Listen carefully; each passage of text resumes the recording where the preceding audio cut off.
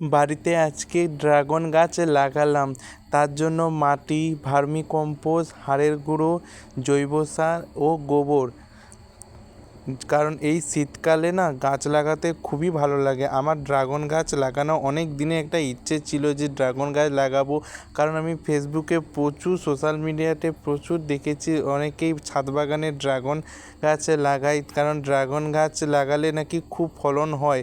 তাই জন্য এই টব একটা নিয়ে এই ফলের ঝুড়ি একটা নিয়ে এসেছি, তাই ফলের ঝুড়িতেই লাগানো হবে। তার জন্য আগে মাটিটাকে ভালো করে লাগিয়ে দিয়েছিলাম।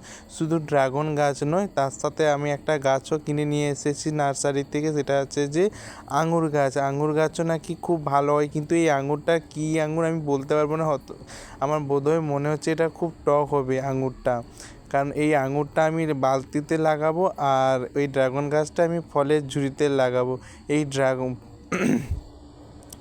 তাই শীতকালে খুব ভালো ফলন হয়। দেখো, সকাল সকাল উঠে আমি আঙুর গাছটা লাগাবো।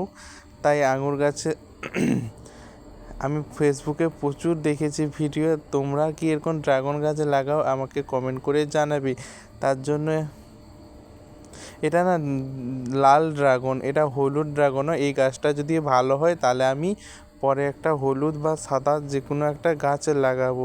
আর তোমরাও কি এরকম গাছ লাগাতে ভালোবাসো নাকি আমাকে একবার কমেন্ট করে জানাবে।